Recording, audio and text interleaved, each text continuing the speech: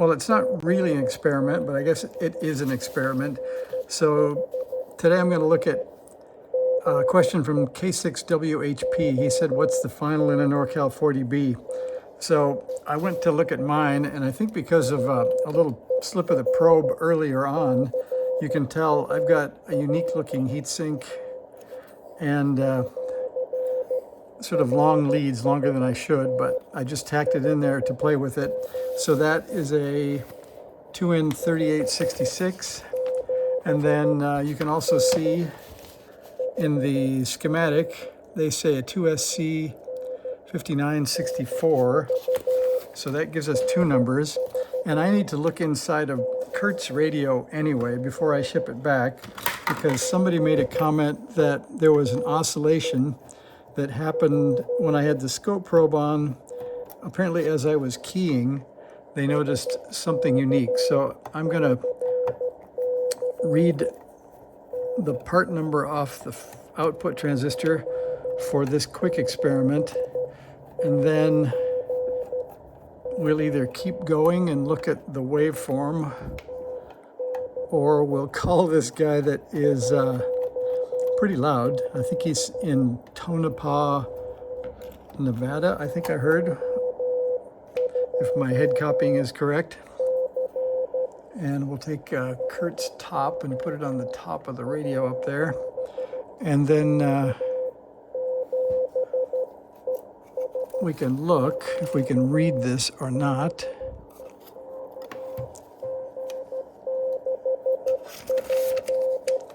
And I'm just curious.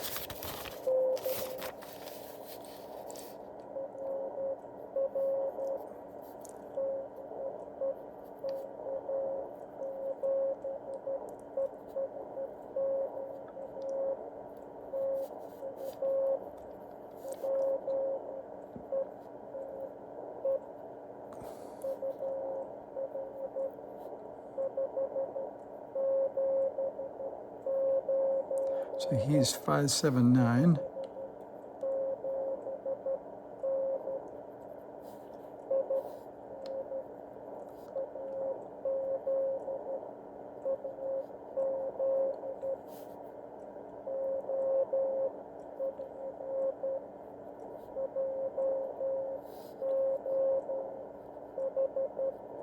So that's John, K7ESQ. And I think the other guy, let's see, we have Pete, and I think, like I said, Tonopah, Nevada, I think. Anyway, back to the things at hand. So I don't know if I can read that or not. Let me see. I don't know if I can zoom in for you guys or not. Let's see if we have enough wire here. We're causing a little squeezing of the VFO. And hopefully I won't tear your eyes out of the sockets.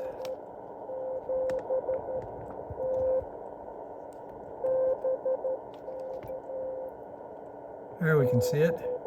So it is a 2SC with some reflection. Here we are. 2SC2078. That's the number. 2SC2078. That's what came in Curt's radio. And then we can look those up, but I think that would be boring, but you guys can do that if you want. You can look up those three. So you've got three choices, 2N3866, a 2SC5964, or this 2SC2078. Probably doesn't matter much. I think I have a few others in the junk box that are similar. And since we're moving along pretty well here, we will clip onto my ground that I left in Curt's radio, and we'll flip over to the, I'm kind of thinking I should flip over and call that guy when they've finished this QSO, but I'm going to flip to the dummy load instead. And then, let's see, we will get to the scope and the 5-volt scale. And I'll give you a little tilted view so you can see both things. So that's still on the 5-volt scale. And that looks pretty clean to me. So we're going to try some keying, it's like some V's, and we'll see if we see any strange ringing or oscillation.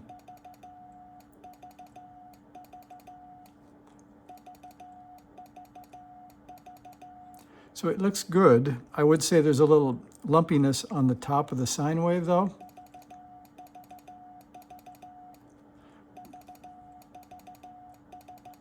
But as soon as the scope syncs, it looks like a pretty nice, clear sine wave. So I don't think I see any funny business.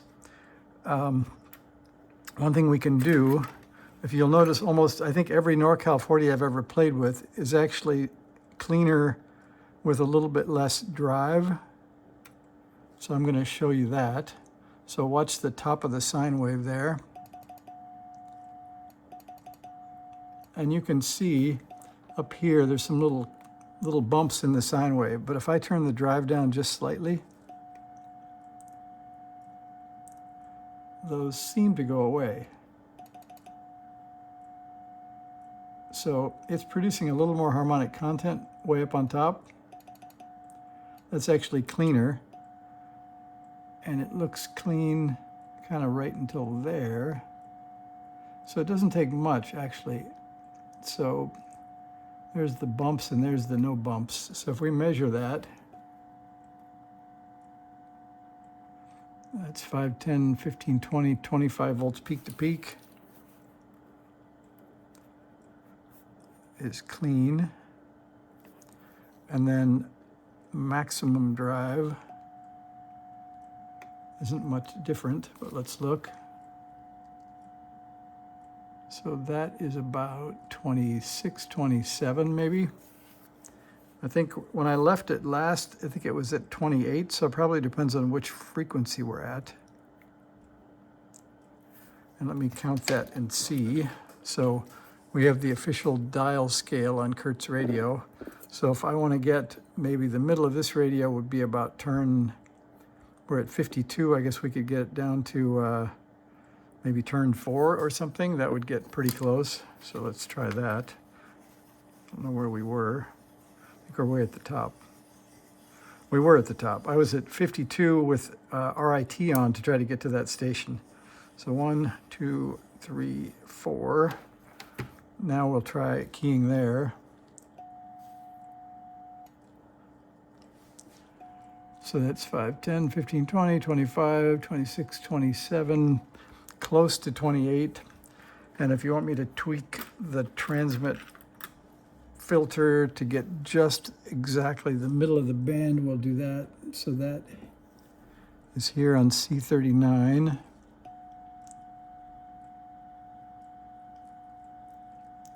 You can also see the harmonic content comes up with the transmit filter. So right at the peak is where we get the most output, but we also get a little bit more harmonic content. And that, if you look at it just right, still looks like 27 to me. So I think that's what we have for Curt's output at this point. And just to reiterate from the QRP, let's see, what does he call himself? QRP Labs from Hans. If I take my trusty calculator from the iPhone and flip it on its side, 27 volts squared divided by 400, that's 1.8. And 25 volts, oops, we'll just divide that by 1, I guess. So 25 squared divided by 400 is 1.6 watts. So it's not a lot of difference to go from clean to a little bumpy. And this was also with, I can't remember the capacitor number, but I did increase by 10 picofarad the cap that feeds the input to the transmit mixer, that is C31, to get a little bit more drive so that we could tell Curt he had a couple of watts. So I think that's where we'll end this. That gives you 3 transistors to play with and a little bit of tweaking on the final adjustment. But I'm happy enough with that. I don't see any high frequency things going on that would be scary. So we're going to put the lid on, put it in the box, and ship it off to Curt. So this one is officially the last Curt radio video, and I'm going to move on to finishing mine up. You can see in the process of working on Curt's, my side is off and the bottom is off. We'll get that fixed up. I don't think we're missing any parts though, so we'll do that, and I'll show you that next time around. Thanks. See ya.